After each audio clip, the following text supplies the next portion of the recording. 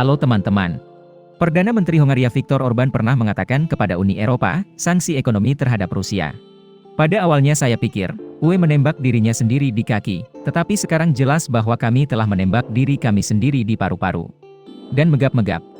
Meskipun komentarnya mungkin tampak agak ekstrim, pada kenyataannya memang benar bahwa ekonomi Eropa sedang dalam krisis. Dan mereka harus berjuang untuk menemukan cara untuk mengatasinya. Sejak awal perang Ukraina, Barat secara bertahap memberlakukan sanksi paling keras yang ditujukan untuk melumpuhkan Rusia. Mereka berharap, melalui itu, Putin akan menghentikan perang di Ukraina. Sejauh ini, bagaimanapun, sanksi belum berhasil seperti yang diharapkan. Karena secara keseluruhan, perekonomian Rusia masih berfungsi. Di sisi lain, Uni Eropa, saat ini, persis seperti yang dikatakan Perdana Menteri Orbán, mereka terengah-engah. Pertama, dari sisi harga energi, termasuk minyak mentah, yang naik ke rekor tertinggi dibandingkan periode yang sama tahun lalu. Itu menyebabkan biaya input bisnis meningkat, produksi barang juga meningkat. Hal ini telah menyebabkan inflasi. Menurut Badan Statistik Eropa, pada Juli 2022, euro terdepresiasi sebesar 8,9%, tingkat tertinggi sejak Perang Dingin. Jadi mengapa harga energi begitu tinggi? Pelaku utamanya adalah Rusia, karena telah memangkas pasokan gas ke Eropa hingga 60%. Dari situ, menyebabkan kelangkaan pasokan, sedangkan permintaan meningkat sehingga menyebabkan harga naik. Sebenarnya, ini tidak sepenuhnya benar. Mari kita lihat ilustrasi berikut, inilah 5 pemasok gas terbesar di dunia, antara lain, Rusia, Amerika Serikat, Qatar, Norwegia, dan Australia.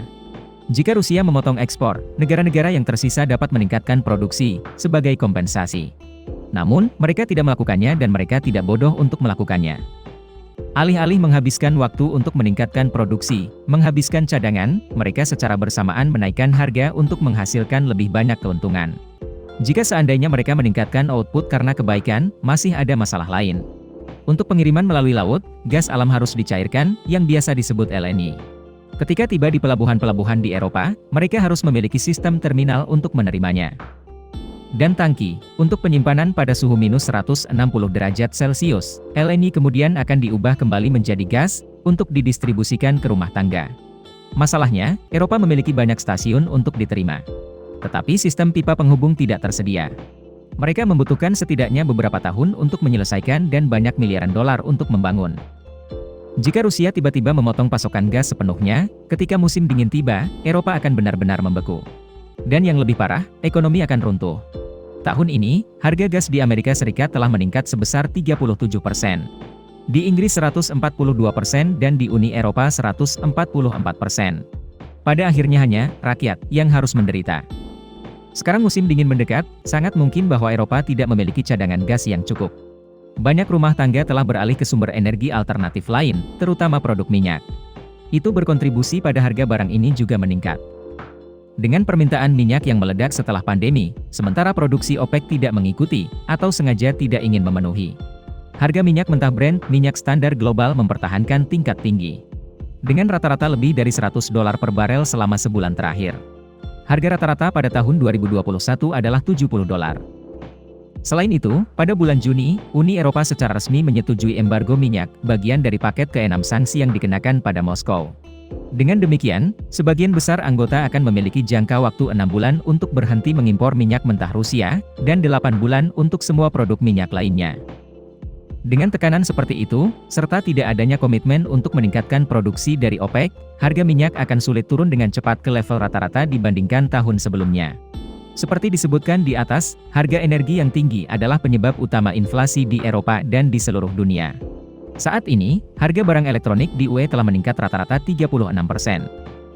Makanan meningkat 10,4% dan tagihan listrik meningkat tanpa akhir. Misalnya, di Spanyol dan Portugal 411%, Yunani 343%, Prancis 336%, dan Italia 318%. Sementara Uni Eropa sedang berjuang, Rusia mendapat manfaat besar dari ekspor energi. Mari kita lihat grafik ini. Jumlah rata-rata yang mereka peroleh dari minyak dan gas dari Maret hingga Juli 2020 dan 2021 adalah $50 miliar. Untuk periode yang sama tahun ini, mereka menghasilkan sebanyak $90 miliar. Selain itu, Putin juga membuat syarat, negara-negara yang tidak bersahabat harus membayar minyak dan gas dalam mata uang RUP. Berkat itu, uang Rusia tidak kehilangan banyak nilai selama ini. Itulah sebabnya ekonomi Moskow tidak runtuh sebelum sanksi keras dari Barat. Selain itu, Rusia memiliki banyak mitra khusus, termasuk India dan Cina, dua negara konsumen minyak mentah terkemuka di dunia.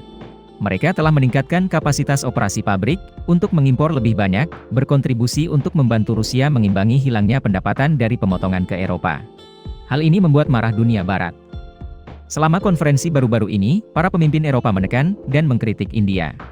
Meningkatkan impor minyak India sama saja dengan membiayai perang Rusia. Menteri Luar Negeri mereka menanggapi sebagai berikut, total pembelian kami untuk bulan ini tidak sama dengan apa yang dibeli UE dalam satu sore. Setiap orang hanya untuk keuntungan ekonomi mereka sendiri. Anda harus fokus pada masalah Eropa. Ya, di masa-masa sulit, setiap orang adalah untuk diri mereka sendiri. Singkatnya, Eropa masih membutuhkan Rusia untuk bertahan dalam jangka pendek.